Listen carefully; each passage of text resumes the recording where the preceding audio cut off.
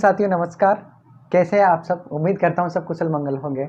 और मैं आपका मित्र कमल कुमार स्वागत करता हूं आप सभी दोस्तों का कंपटीशन स्टडी यूट्यूब चैनल पर। हिंदी साहित्य की श्रृंखला लेकर अपन प्रारंभ हुए थे और रासो साहित्य प्रारंभ कर चुके थे। रासो साहित्य में भी अपन कुछ महत्वपूर्ण रासो साहित्य थे वो पढ़ चुके हैं, और जो अपन बात करेंगे आज रासो साहित्य के अंतर्गत वो बात करेंगे दोस्तों परमार रासो की। कौन से दोस्तों? परमार रासो। जैसे कि पहले अपन बात कर चुके हैं महत्वपूर्ण रासों की अपन बात कर चुके हैं, जिसमें अमीर रासो रहे हैं, या फिर क्या बोलते हैं विजयपाल रासो रहे हैं, या बिसल देव रासो रहे हैं। सभी जो भी रासो थे उनसे संबंधित अपन बात कर चुके हैं। और जो आज अपन जो रासो साहित्य में देखा जाए तो महत्वपूर्ण दो रासो साहित्य ग्रंथ और बचे हैं, जिसमें एक तो परमार रासो और एक बचा है पृथ्वीराज रासो। पृथ्वीराज रासो की रचना इसके बाद करेंगे और विस्तृत तौर पर करेंगे, क्योंकि वहां से प्रश्न बनने की संभावना ज़्यादा रहती है। ठीक है, बात करें परमार रासो की दोस्तों, तो परमार रासो की रचना की बात करें तो परमार रासो की जो रचना करी थी दोस्तों वो करी थी जगनिक ने। किसने दोस्तों? जगनिक ने। किसने करी? जगनिक के करी। समय सीमा की बात करें कि कौन से समय या कौन सी अवधि में ये रचना रची गई, तो लगभग 13वीं सदी इसका जो समय माना जाता है वो माना जाता है 13वीं सदी। क्या? एक तो इसके रचनाकार कौन थे? जगनिक। दूसरा 13वीं सदी इसका समय माना जाता है। दोस्तों बात करें परमार रासो की तो इसके अंतर्गत, ठीक है, या इसका नाम एक और नाम मिलता है, वो है आलाखंड। आलाखंड ये पूछ लिया गया है यहाँ से प्रश्न कि आलाखंड किस रचना को माना जाता है। तो आलाखंड रचना की बात करें दोस्तों तो आलाखंड जो रचना मानी जाती है वो परमार रासो को ही माना जाता है, या परमार रासो की अन्य रचना का नाम क्या माना जाता है? आलाखंड माना जाता है। चलिए, जब आलाखंड आ गई है तो आलाखंड क्या है, तो इसके लिए बता दूं दोस्तों कि आलाखंड का सर्वप्रथम जो संपादन किया, ये बात है दोस्तों 1865 ईस्वी की। कब की? कि 1865 ईस्वी में। कौन थे? चार्ल्स एलियट नाम के अंग्रेज थे, चार्ल्स एलियट।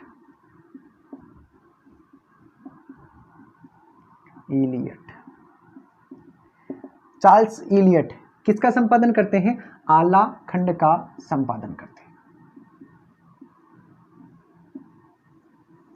किसके द्वारा किया जाता है दोस्तों? चार्ल्स एलियट के द्वारा। सर्वप्रथम आलाखंड का जो संपादन किया गया चार्ल्स एलियट के द्वारा किया गया। कब किया गया? 1865 ईस्वी में। प्रश्न यहां से भी बने तो आपको ये मुख्य तौर से ध्यान रखना है। और बात करें दोस्तों कि परमार रासो का संपादन किसने किया। यदि परमार रासो के संपादन की बात करें का संपादन ये किया गया, देखो ये किया गया था 1865 ईस्वी में, और संपादन किया गया कब दोस्तों? 1919 ईस्वी में। और जो इसके संपादन करता थे श्याम सुंदर दास। कौन दोस्तों? श्याम सुंदर दास। ठीक है, यहां से प्रश्न पूछ ले कि परमार रासो का संपादन सर्वप्रथम किसने किया, तो क्या बताएंगे? परमार रासो का सर्वप्रथम जो संपादन किया है, सबसे पहले जो किया है वो किसने किया है? श्याम सुंदर दास ने। कब किया? सन 1919 में। लेकिन वो परमार रासो न पूछ के आलाखंड पूछ ले। क्या कि आलाखंड का सर्वप्रथम संपादन किसने किया? तो दोस्तों आपको ये याद रखना है किसने किया था? चार्ल्स एलियट नाम के महोदय थे, इन्होंने सर्वप्रथम किसका संपादन किया? आलाखंड का। ठीक है, कब करा? सन 1865 ईस्वी में। ठीक है, इसका आप ध्यान रखना है। बात कर चुके हैं रासो साहित्य किसने लिखा? जगनिक ने। परमार रासो समय 13वीं सदी माना जाता है, और इसका जो अन्य नाम मिलता है आलाखंड भी कहा जाता है। किसे कहते हैं? आलाखंड। जो आलाखंड कहते हैं परमार रासो का अन्य नाम भी आलाखंड माना जाता है। ठीक है, आलाखंड की बात करें तो आलाखंड का सर्वप्रथम संपादन किसने किया? चार्ल्स एलियट ने करा। और परमार रासो का सर्वप्रथम जो संपादन कार्य किया वो किया श्याम सुंदर दास ने। ठीक है, एक बार आप इसका स्क्रीनशॉट ले लें। अब बात करें, सब आलाखंड की बात कर रहे हैं तो आलाखंड कैसे इसका नाम पड़ा, कैसे हुआ, इसके अपन चर्चा कर लेते हैं। तो आलाखंड कैसे पड़ा? आलाखंड की बात करें दोस्तों तो आला है ना, आला गाए जाते हैं। ठीक है, क्या करे जाते हैं? आला गाए जाते हैं। और वर्षा ऋतु में मुख्य तौर से गाए जाते हैं। परमार रासों की अपन बात कर रहे हैं, ठीक है। बात करें आला। अब ये आलाखंड नाम किसे पड़ा इसका, तो ये दो व्यक्ति थे, आला और ऊदल। क्या दोस्तों, आला और ऊदल नाम के व्यक्ति थे। अब ये कौन थे साहब, ये सैनिक थे, सेनापति थे, किसके, बनाफर वंश में। महोबो शासक थे कोई, किसमें, बनाफर वंश।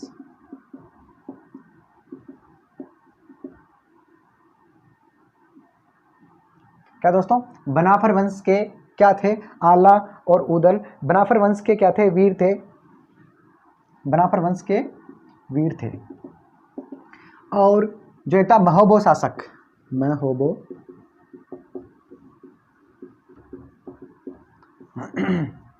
अब ये जो महोबो शासक के वीर थे या इसके सैनिक थे, इनके सेनापति थे, तो ये महोबो शासक कौन था, महोबो का एक राजा था परमर्दी देव, शासक था एक परमर्दी देव। परमर्दी देव का शासक था, कहाँ का शासक था, महोबा का जो राजा था वो कौन था, परमर्दी देव। और इस परमर्दी देव के जो थे ये दोनों क्या थे, सेनापति थे। क्या थे दोस्तों, सेनापति। और ये माना जाता है कि जो पृथ्वीराज चौहान है, पृथ्वीराज चौहान के खिलाफ युद्ध करते हुए कौन, आला और ऊदल। किसके खिलाफ, पृथ्वीराज चौहान।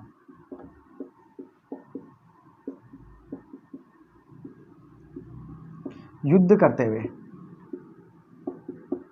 वीर गति किसको प्राप्त होती है, आला और ऊदल। किसके, महोबो शासक था कौन, परमर्दी देव, ठीक है। आला ऊदल की बात करेंगे, आलाखंड कैसे नाम पड़ा, तो देखो आला और ऊदल बहुत पराक्रमी वीर थे, सेनापति थे, किसके, महोबो शासक। महोबो शासक कौन था, परमार्दी देव था, इसके सेनापति थे।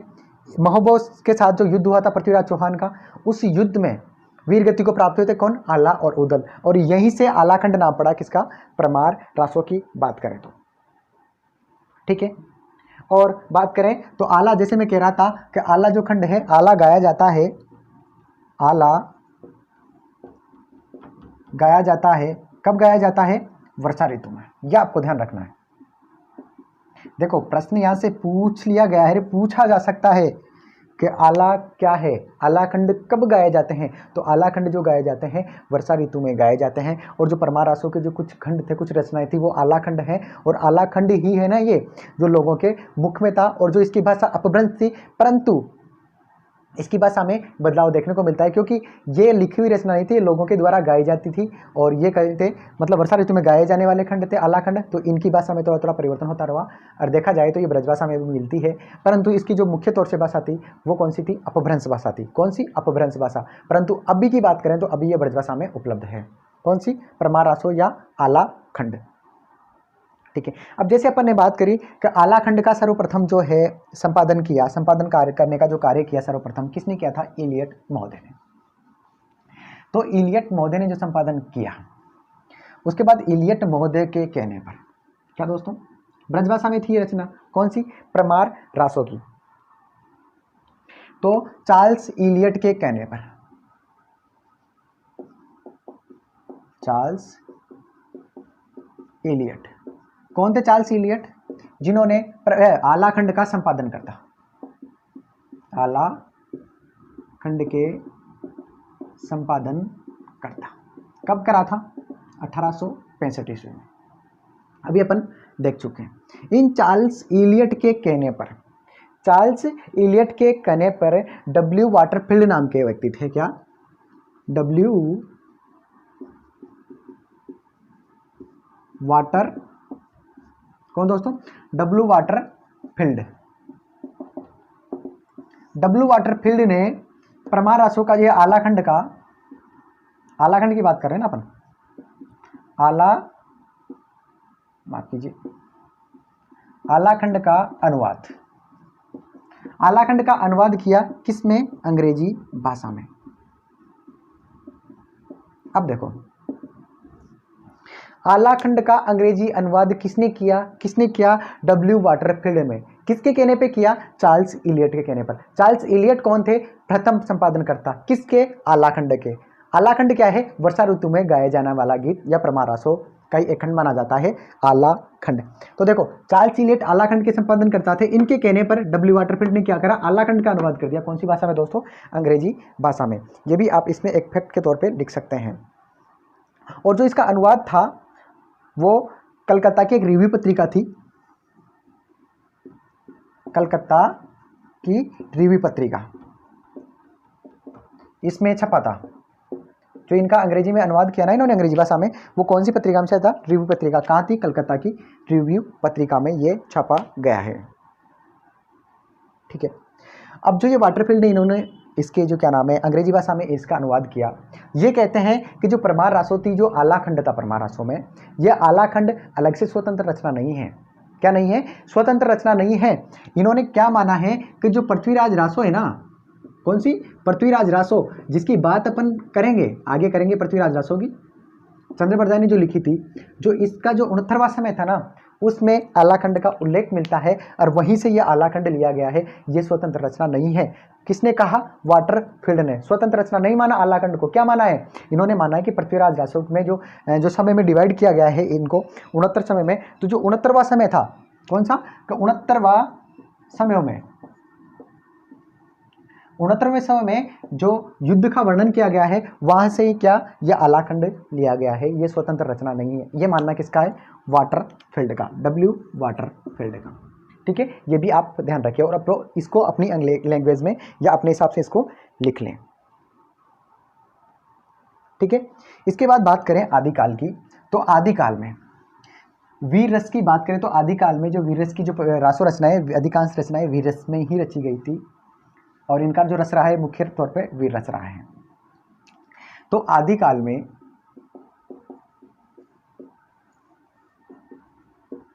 वीर रस की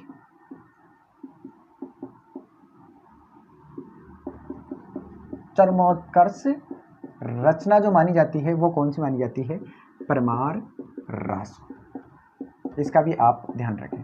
क्या कि जो वीर रस था, वीर रस का सबसे अच्छा प्रयोग या वीर रस का चरम उत्कर्ष की बात करें, चरम उत्कर्ष होता है बढ़ते हुए जाना, अंतिम रूप पे होना, कि बढ़ते हुए बहुत अंतिम क्षण पे होना। उसके बाद जो नीचे होता है डाउन होता है वो मंदन होता है। बाकी जो चरम आखिरी बिंदु ऊपरी ऊपर का वो होता है चरमोत्कर्ष।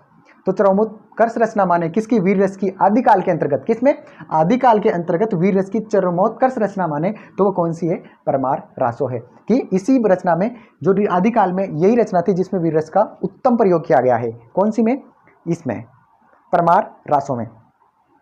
जैसे बात करें कि ये जो रचना थी आलाखंड में थी, लोगों के या जन लोगों जो लोग निवास करते थे सबके कंठों पर विराजमान थी। कंठों पे मतलब गाई जाती थी, लोगों को कंठों से याद थी तो ये लिखी नहीं गई और कालांतर में धीरे धीरे आके इसमें किसका प्रयोग किया गया?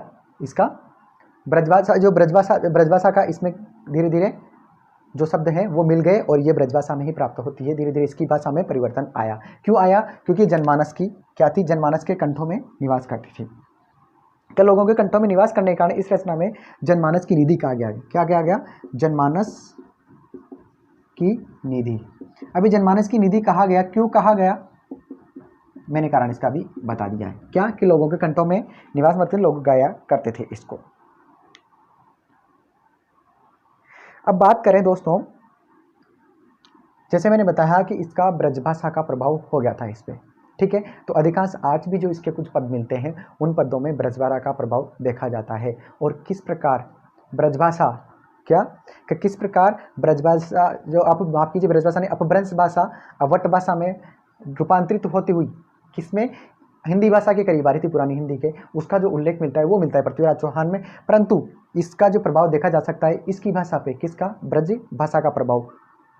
परमार रासो का जो अपभ्रंश भाषा है, परमार रासो लिखी गई है अपभ्रंश भाषा में, उस अपभ्रंश भाषा पे किसका प्रभाव देखने को मिलता है? ब्रज भाषा का प्रभाव देखने को मिलता है। ठीक है, इसके साथ ही बात करें तो इसकी कुछ पंक्तियां हैं, जैसे 2 पंक्तियां हैं वो विशेष तौर से पूछ ली गई है कई बार कि ये कौन से जो रासो ग्रंथ हैं उसमें से उद्धृत है। जहाँ तक मुझे याद है दोस्तों, आप सब उन पंक्तियों से वाकिफ हैं। वो थी कि 12 बरस लोग कुकर जिए, मतलब 12 बरस क्या देते हैं, कुत्ते जीते हैं। 12 बरस लोग कुकर जिए, 13 बरस जिए सियार, मतलब बाद में जो होता है वो देता है। बाकी क्षत्रियों की उम्र है जो इन्होंने कितनी बताई है, 18 साल ही बताई है। तो वो जो पद्य हैं वो मैं एक बार लिख देता हूँ यहाँ। 12 बरस लोग कुकर जिए, 12 बरस लोग 12 बरस लोग कुकर जिए,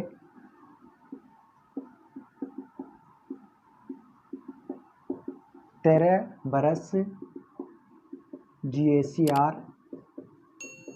क्या कि 12 बरस कौन जीता है, कुत्ता जीता है, और 13 बरस जिए सियार। बरस 18 क्षत्रिय जिए।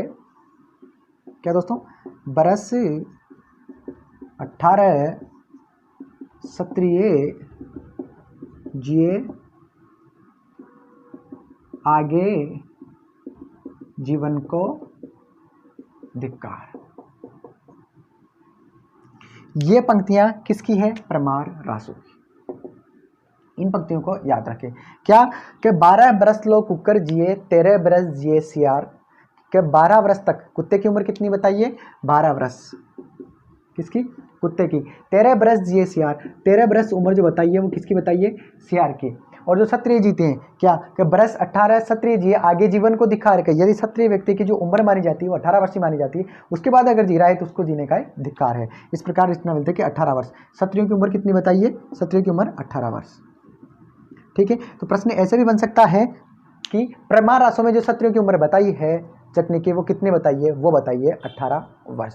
कितनी दोस्तों, 18 वर्ष।